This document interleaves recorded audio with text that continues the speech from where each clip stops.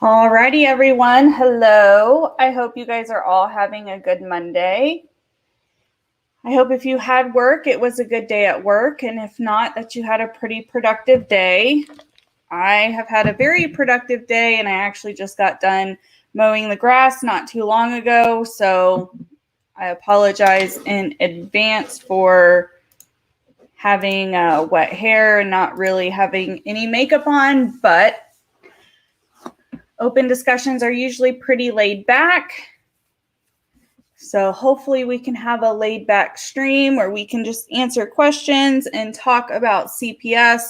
I was really surprised at how close the poll was this week. Granted, I only had it up for one day. Usually I put the poll up on Friday and it runs over the weekend. So maybe that's why it was so close. There wasn't as much time for people to vote, but I was shocked. So I'm probably going to recycle the other two poll options. And as always, if you ever have any suggestions or topics that you want to talk about that could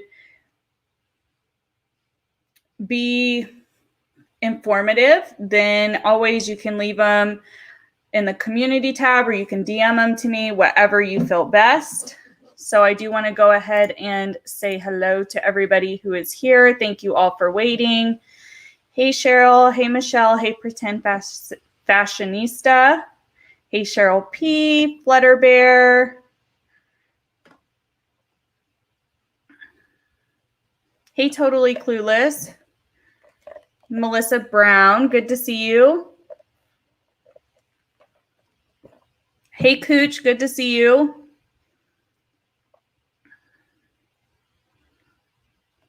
Hey, Sue. All right, so if you've never been a part of an open discussion, these are just when we talk about real issues and we try to bring information, be a support for one another, and be polite. So if you're new to my channel, which I have gotten quite a few new subscribers, I appreciate everybody. Thank you for subscribing. Some people may not know why I'm comfortable talking about CPS and explaining CPS. And for those who don't know, I did work for CPS for about 3.5 years in the state of Florida. So a lot of my knowledge comes from Florida, and you have to remember that different states have different policies, although they typically are similar and they run across similar, but not everything is the same. So always keep that in mind. I'm speaking from the professional experience that I have.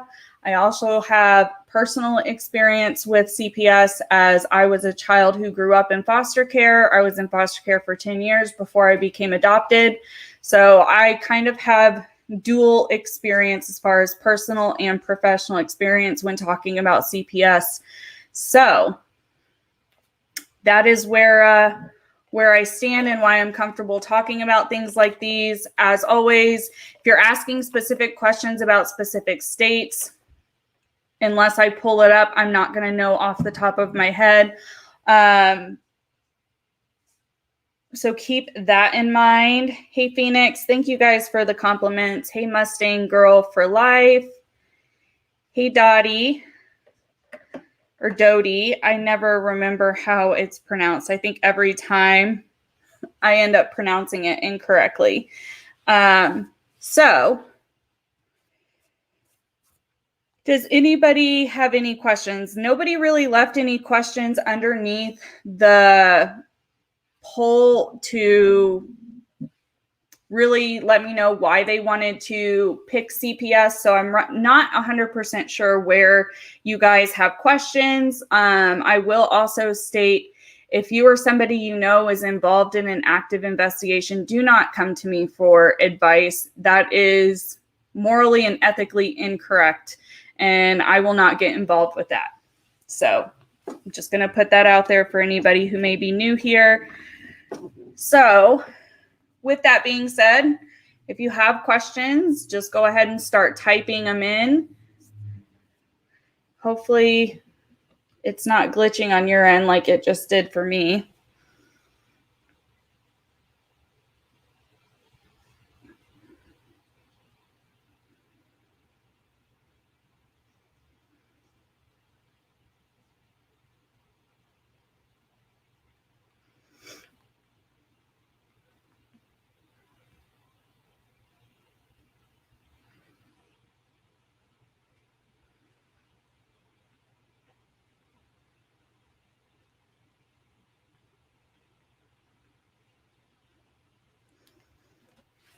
Can you discuss how CPS works with other agencies? Just wondering.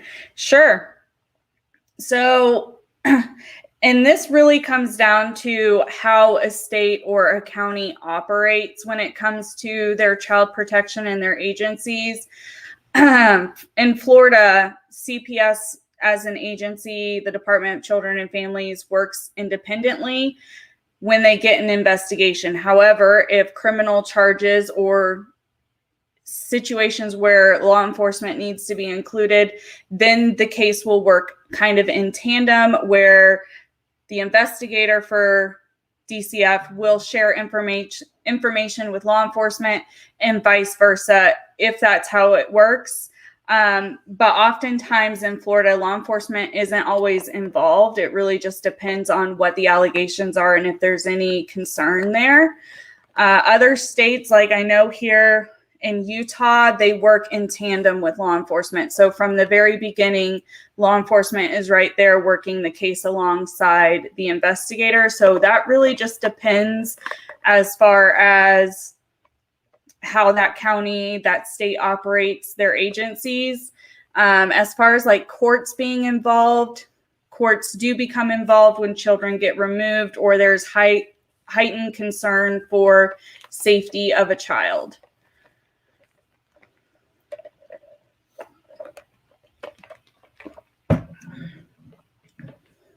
So I hope that made sense. If that didn't answer your question, feel free to ask a clarifying question.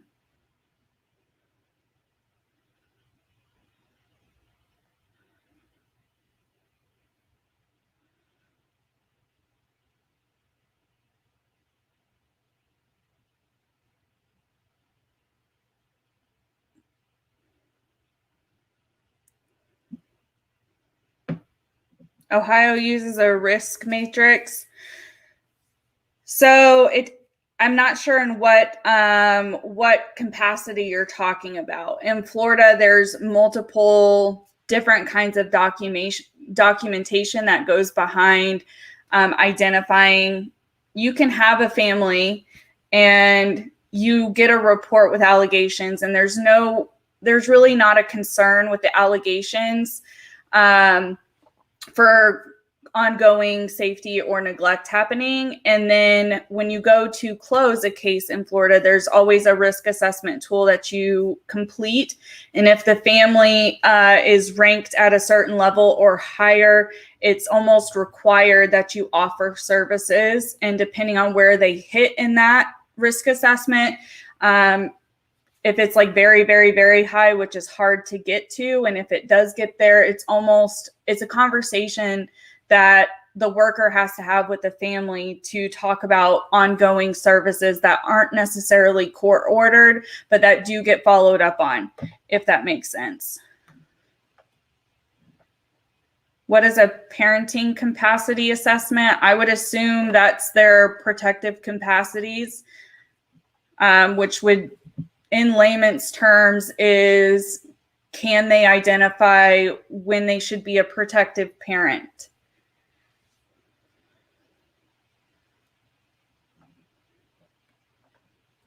Safety matrix and risk matrix. Are you talking about the risk matrix as far as like the incoming call?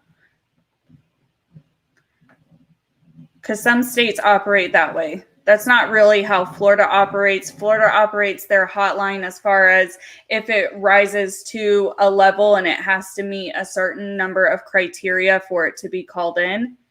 And that is so situational and so circumstantial that it's really hard to explain.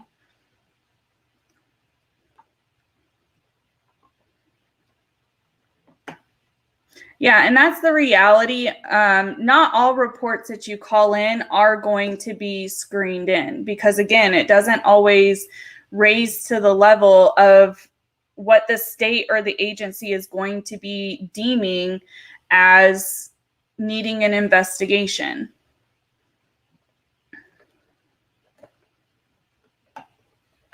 In Florida, did they have a program where services are brought into the home before removal of the kids? That just depends on the situation. Again, it's all circumstantial. It all is based off of the information gathered, what resources the family has available. I will say when a child is deemed unsafe, there's multiple efforts taken place before a child is put into foster care. Incoming calls as well as visitation by caseworker to assess the report. Okay. Yeah, Florida doesn't necessarily operate that way, but I've heard what you're talking about. You accept all calls no matter what, nothing gets rejected. So you guys screen in every single report that you guys get.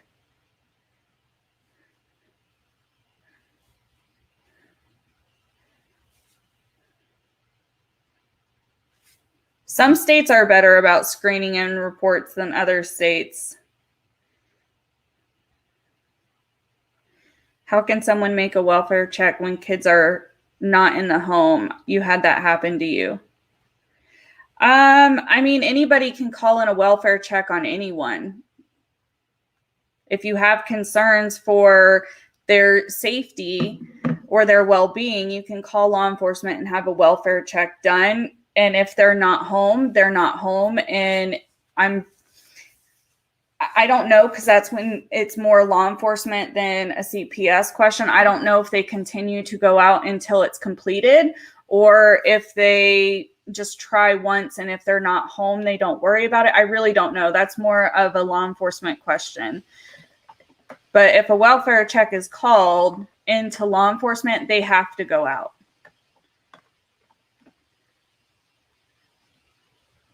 Being poor and not great parenting doesn't equal removal. No, it does not.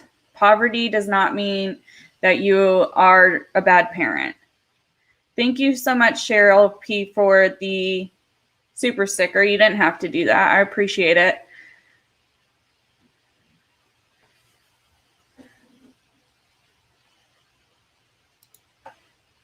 CPS is a joke. And I mean, that's your opinion. You're not the only one who has that opinion about CPS.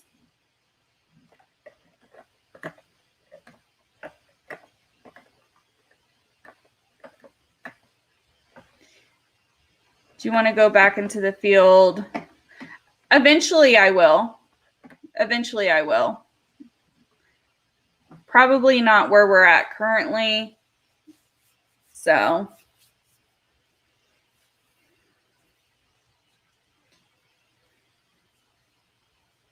have you ever received threats? Yeah, I have. I definitely have. I think almost every worker has. Unfortunately, it's a part of the territory.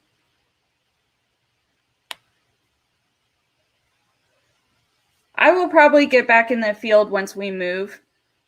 I don't know where that will be. We don't know that yet. We have a good rough estimate, but as soon as we move, we probably will. Or I probably will.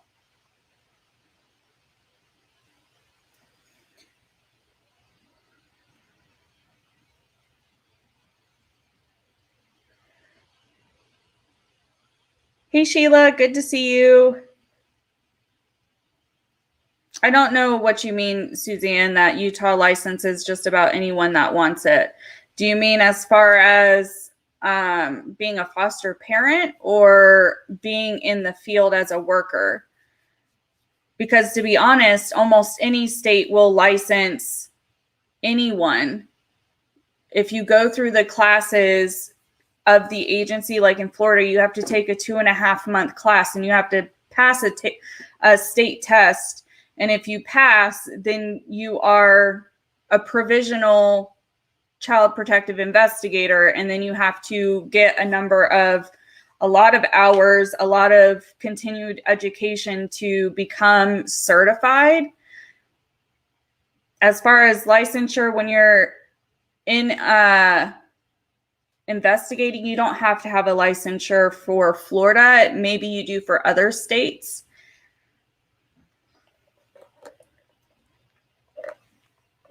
Hey, Susan, good to see you. For CP, yeah, like I said, that's kind of how it is almost everywhere. Hey, Amber, glad you made a live.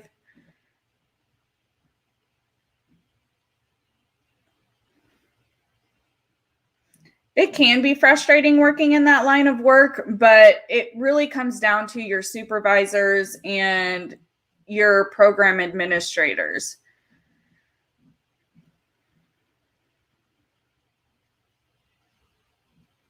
Then they have changed in the last 20 years. Yeah, from my experience, I know here in Utah, because when I moved here, before I moved here, I had interviewed for a few different places. And I talked to clearly in an interview, and I was getting feedback to see how different it was from what I'm used to.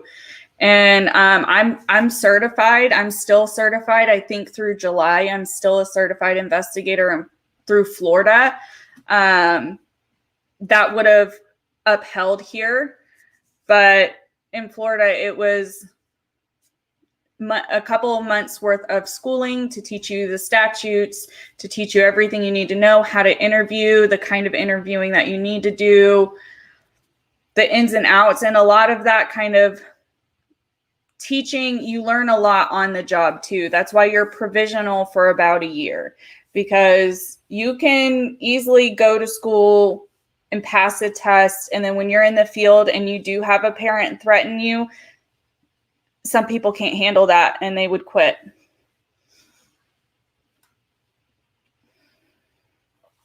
Did you like the investigation part, or do you want to work with families post-removal? I would get too frustrated working with families ongoing. I think I would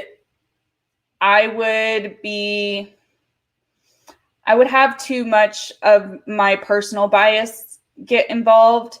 Investigating, I didn't have that. So I would prefer to stay on the investigative part, but that doesn't mean that I'm not open to ever trying the different aspects of child welfare. An ICPC is an international compact, protection of children, I think is what it stands for. It's interstate.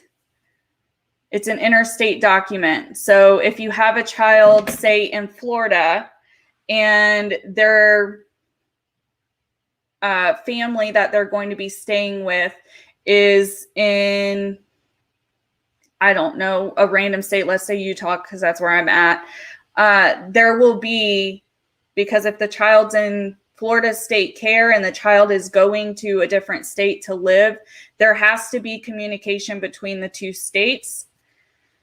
ICPCs are also used to gain custody of children. If an event or an incident happens in Florida and the children need to be removed, but they're in a different state, an ICPC can be used as an emergency order to go to that state and retrieve those children.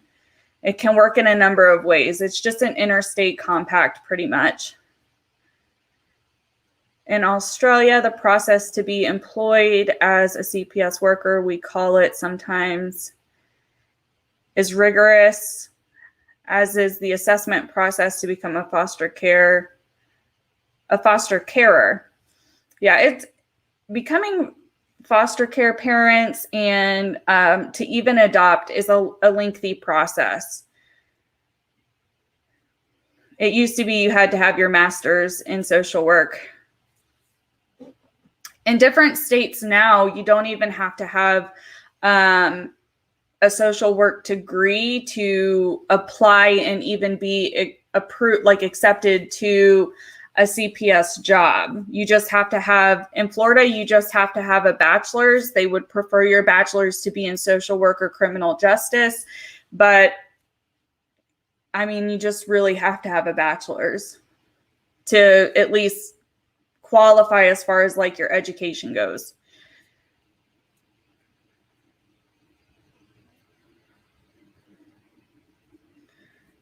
You're coming in late. You want to ask if, yes, different CPS, different states and their CPS do work together if necessary. Yes, Mary, that typically there would be conversations between both caseworkers assigned to the case.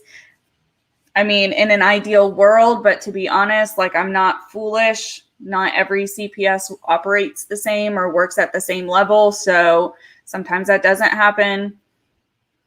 How do people get involved? What do you mean? I need some more clarification as far as what you mean. How do people get involved?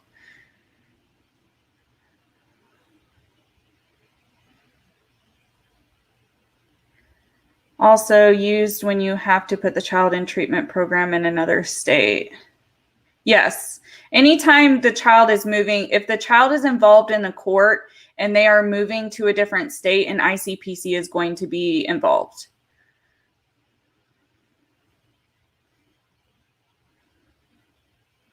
If people want to help not be foster parents, you can look into guardian ad litem and mentoring. Yes, guardian ad litem is a thing that's almost everywhere. If you ever want to mentor or advocate for children in the system, whether that's adoption, foster care, post-adoption, reunification, guardian ad litem kind of does it all. And they are there solely for the children. They are not there to speak on the parents' behalf on anything that may have occurred. Their sole purpose is to advocate for that child and be that child's voice. That's what guardian ad litems are for. Here in the UK, the CPS is so understaffed and funded. You don't know if it's the same in the US, but you can't believe the claims made to you. Why reported them incredible. Yeah, I mean, that whole thing, and I figured that would be brought up, and I'd prefer to not really talk about it. I know a few people had questions about it, and I figured they'd be brought up. CPS everywhere is, if it's not understaffed, it is a constant rotation of employees because of the work. It is extremely hard. Depending on where you're at, resources can be extremely limited, making the job even harder.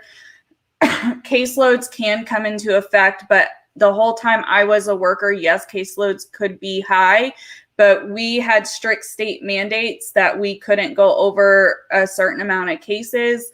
And if you were approaching that case number, you were often taken offline, meaning you were not receiving any new cases until you had cases closed. Of course, that's different everywhere. No, you're fine, Julie. I didn't mean it like a bad way. I knew that situation was going to be brought up. But it can be underfunded. It definitely can be. People get the misconception that the workers remove kids because they get paid for it.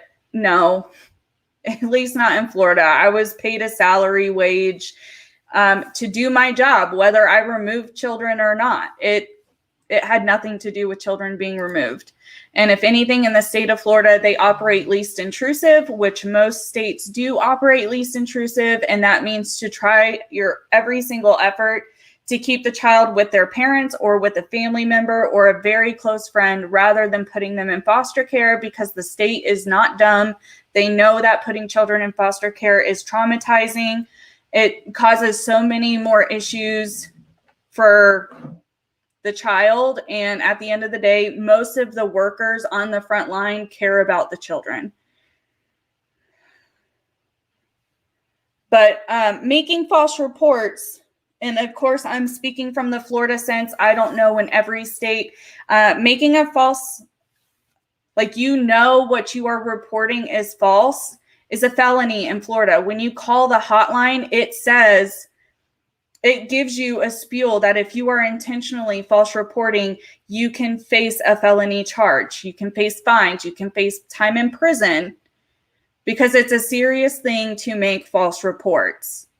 It is criminal. Depending on where you're at, it is felony level criminal. So those two individuals,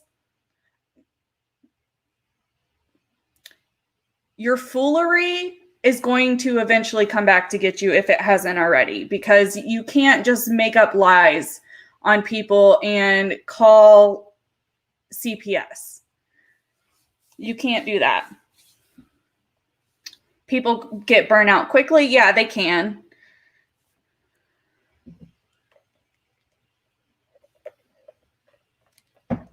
Your sister is an LCSW. That's awesome. I can never continue that far along to be able to get to that level. She worked for CPS early in her career. I feel like most people who are social workers at some point in time have worked in the child welfare system to some degree. Congratulations for her for having that, though. I will never be able to come on here and say I got my licensure, because I don't have that kind of dedication. And to me, the kind of work I want to do does not need to have a licensure. And the kind of work, which is like CPS work, that kind of work, if I had my licensure, it wouldn't change my pay grade. So it's almost like not worth it for me, if that makes sense. I have thought in recent times to maybe get my master's, but I haven't committed to that. Hey, Without a Brain Cell, how are you? Hey, Just Dom. Hey, E. Yeah, that whole situation, Dodie, I think was, with everything that has come out since, and I've not kept up with it very much, that got very convoluted because it was all publicized. She works with veterans now. That's awesome. She has even more of my respect. There's a lot of veterans in my family. So, yeah, I could never go on to get my licensure. Any other questions about CPS, how it operates? Questions about it? I know somebody had asked a question on Twitter and had added me. I just can't remember.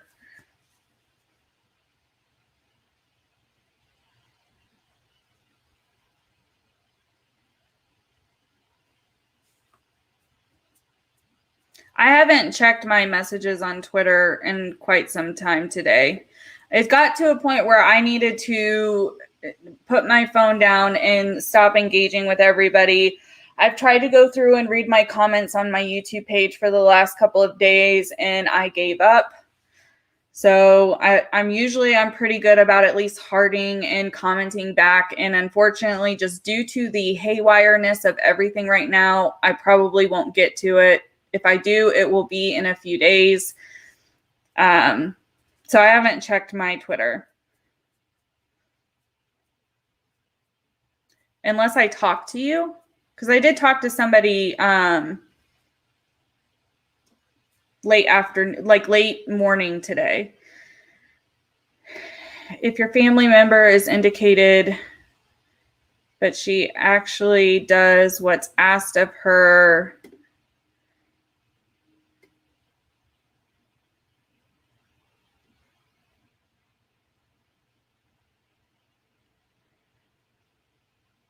I'm not sure I fully understand the context of what you're saying, Mary.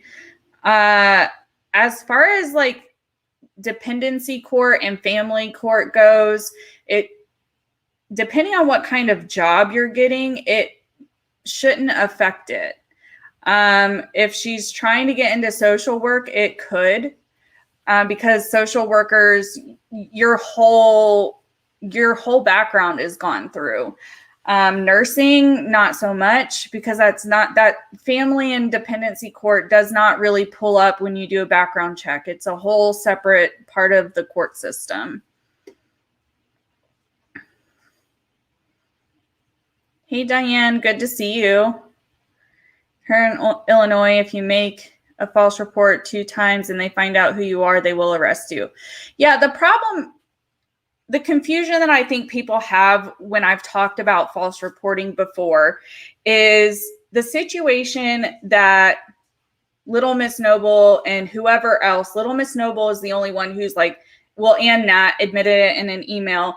Those are the only 2 who have admitted false reporting. So it's pretty easy to say that they made the report false. In other circumstances, it is hard to prove false reporting because reporters have a level of anonymity, and there has to be a pattern to show malicious intent when people are constantly calling in on the same family. And because the workers, as the CPS workers, they can't divulge, it's against the law to divulge who the reporter is. It is an extremely expensive and taxing way to actually get somebody for false reporting. But once you do, like once you have that stack of evidence and it's requested by the judge to figure things out, it's a very convoluted process and it is hard. However, in this particular situation going on with Little Miss Noble and Nat, they both disclosed. Nat disclosed it was false. We've seen some of the allegations. They're clearly false. They're clearly reaching. Some of it is very, very, very freaking disturbing, which is why I blocked a lot of it out and kept some of it out entirely. There's no way people online would be able to know these things. And for them to say, I made this report falsely, for Nat to say that, and then her have implicated Little Miss Noble, and Little Miss Noble also implicating herself verbally and written in some cases in DMs. I mean, you've admitted that you made a false report at this point. So if any kind of action is taken, rightfully so.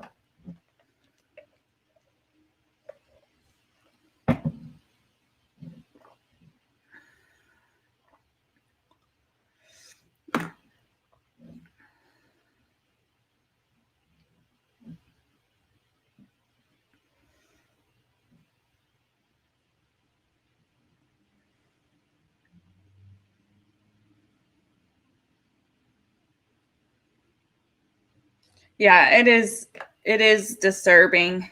Yeah, I don't want to celebrate 4K too early because I tend to make people start to not like me anymore whenever I don't cover certain topics. And I don't plan on covering everything that's going to continue to happen. I've said my piece. I've shared what I had to help people understand not only my position, but help people understand that this stuff is really going on and it's really serious, and to encourage people to stop trying to play detective on their own. So I just shared it with everybody, but I don't plan to continue to follow the story or continue to plan on talking about it. All right. Any other questions related to the topic?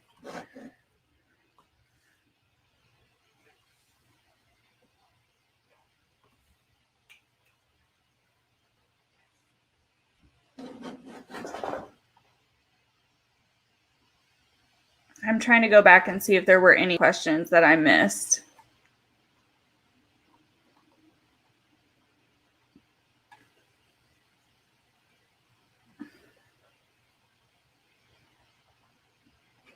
Hey, Jean, good to see you.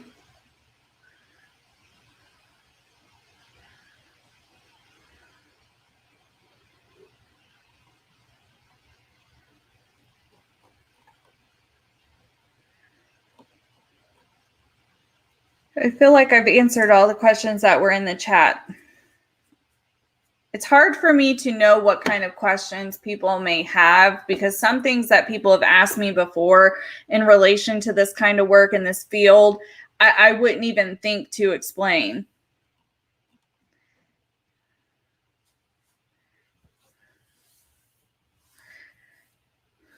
My day's going good, Jean. I hope yours is going well too. I'm not going to continue to talk about like I just said, I'm not going to continue to talk about the Nat and Little Miss Noble stuff. I addressed that part in relation to CPS. I know one of the questions was, can somebody overseas report to the states? Yes, it can happen. It can happen. I mean, you can have family who live overseas, but you talk to and FaceTime regularly. And if you are on let's just say hypothetically, you're on a FaceTime call with a family member and you put your child's hand as punishment on the stove and they call that in, I mean, that should be investigated, should it not? So just because you're overseas doesn't mean that it's not going to get screened in. Again, it has to reach that level of concern. What we have seen from my live stream I did, what was it, yesterday? You will see through the DMs that it was intentional. These people were intentionally trying to get an agency involved with that family. They were intentionally, maliciously trying to have CPS show up there. There were 2 emails that stated that it didn't reach the level and it wasn't going to be screened in. And then they went above and beyond and not only reported it again with more information, I'm assuming, to CPS, but also to law enforcement.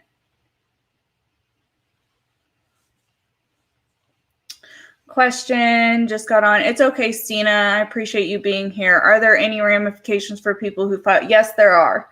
And it depends on what that level is. Like I said earlier, in Florida, it's a felony. So it can be a massive fine and it can be time in prison. It depends on what state you're in and where that falls within their legal system.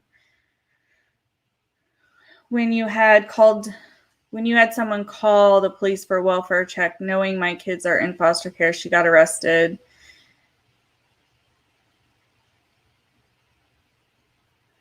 Yeah, I'm sorry you were put in that kind of situation, Phoenix.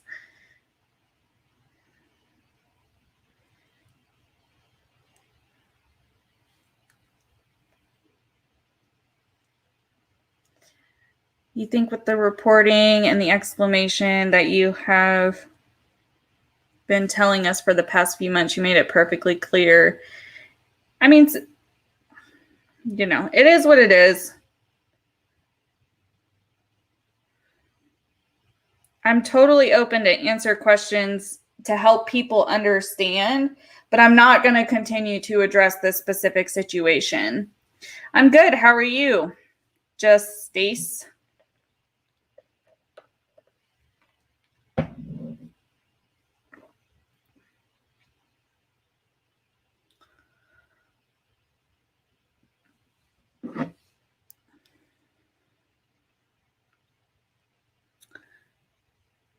All right, I'm going to give it just a little bit more for anyone else to send in some questions. And if none come in, I'm probably going to hop off of here. I really don't know the Edwin situation. I don't think I care to know. Thank you, E, for the compliment. I appreciate that.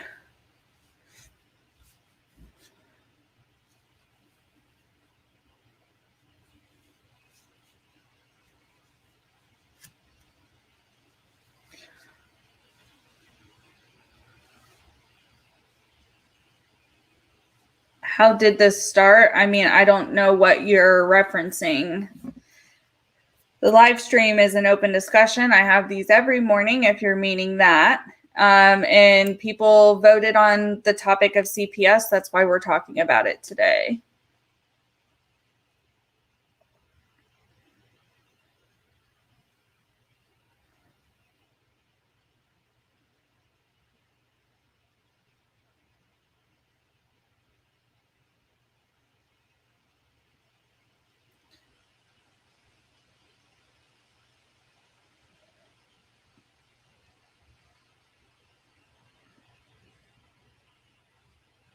Hey, Kimberly, good to see you.